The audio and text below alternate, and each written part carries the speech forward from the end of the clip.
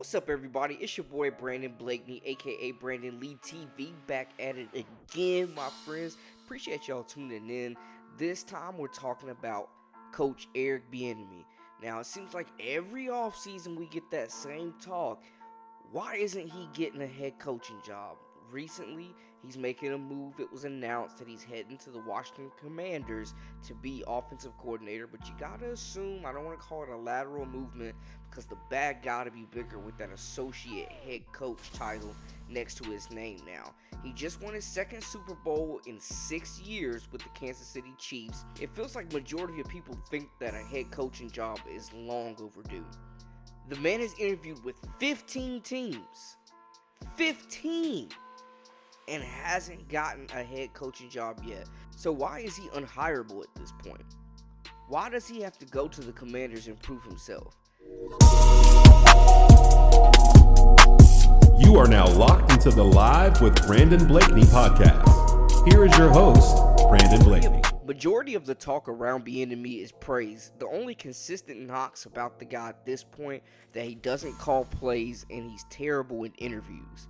Although, Shady McCoy has said his piece and been very vocal about it, why he's not a believer. And the reason why I ain't finished is because me and the coordinator, we had a difference about different things, right? And I'm going to say this. It's the reason why every year they keep hyping him up to get a coaching job, a head coach or offense coordinator job for everywhere else, and you don't get one because he's talking about Eric Bieniemy. Yeah, and the players. You're bringing this up now when we got a minute to show them. The truth. Listen, because some players, right, he talks to them a certain way, and some players would take it. I wouldn't take it. Like, whoa, and that's some question I would ask. Everybody's accountable.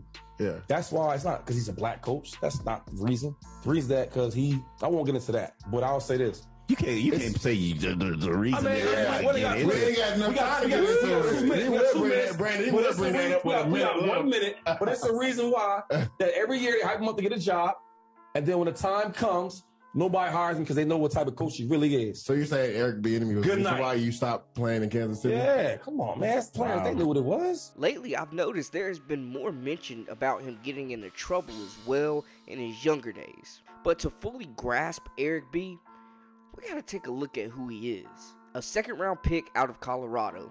He was a national champion and sits as their all-time leading rusher.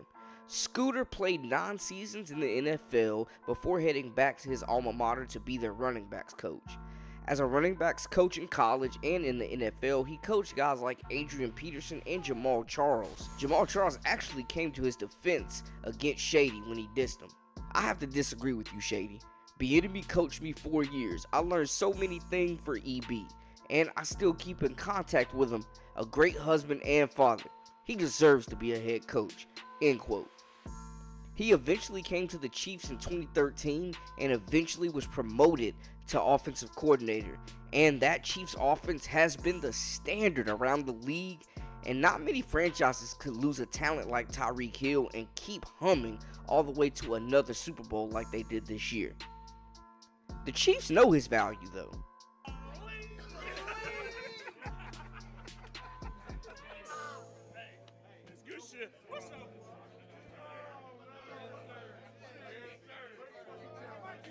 Great. Hey, Pat, tell us what EB means to you. EB means the world to me, man. The way he holds me accountable, the way he makes me be great every single day, man. This man's one of a kind, man. He's one of the greatest. Unc Shannon Sharp said everything most of us probably wanted to.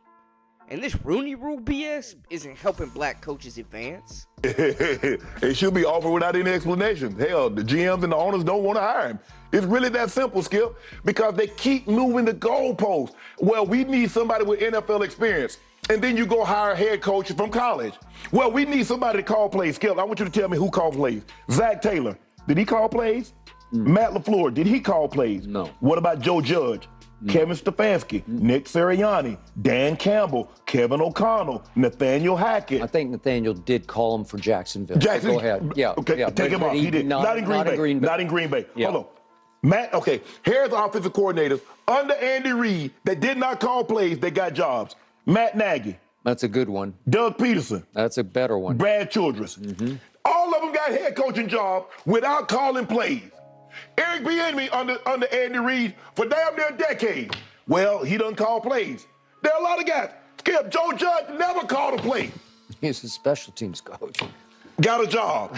You see, Skip, if I want a lot of jobs, and I read this stat, like 80% of the jobs are filled without being posted. Hey, Skip, you know anybody, Skip, that got this job opening? You know anybody, Skip? Yeah. Yeah, you know, as a matter of fact, Ernestine got a brother. Ernestine's best friend, husband, is looking for a job. Mm-hmm. You see how they do that, Skip? That's how they do it. Hey, Jerry, you know anybody? It's always who you know. Yes! Yep. You know what? I interviewed a guy about 6 months ago. Yep. He wasn't right for me, but he'd be perfect for you. EB can't get that break. Now, they said, Chad Henne said the 2 touchdowns, that was EB. He said he saw something Jacksonville did. That he saw it. This is the exact sequence of play calling that they're speaking on. Jamal Agnew at the top of the screen, and currently he's being guarded by this cornerback. But as we see the motion, we see that the cornerback goes over to what is now Marvin Jones is his assignment, and this guy is actually going to rotate to the top, and this safety number 22 is supposed to come down and take Agnew off the motion.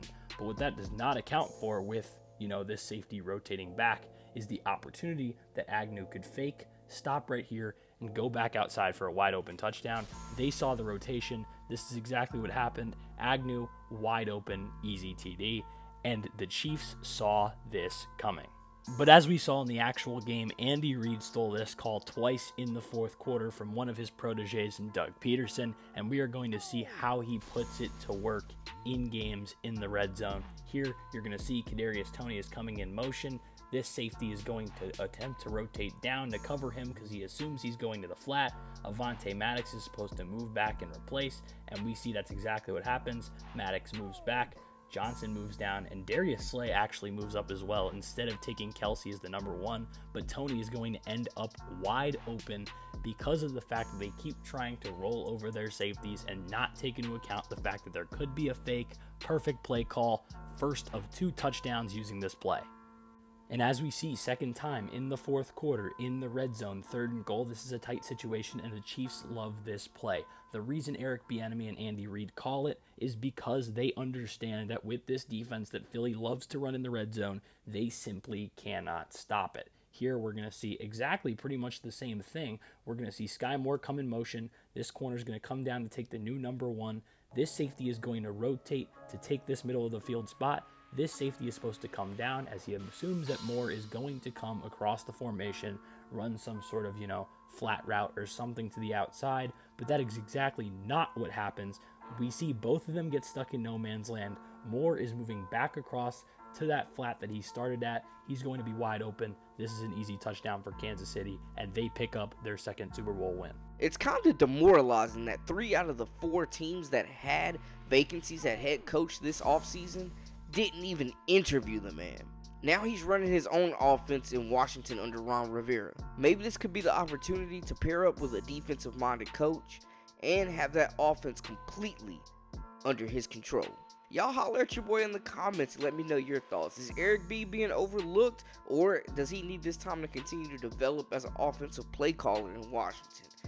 Let me know. And make sure to hit that subscribe button for all the latest and the greatest. Until then, hey, it's been Live with Brandon Blakeney. You dig? You are now locked into the Live with Brandon Blakeney podcast. Here is your host, Brandon Blakeney.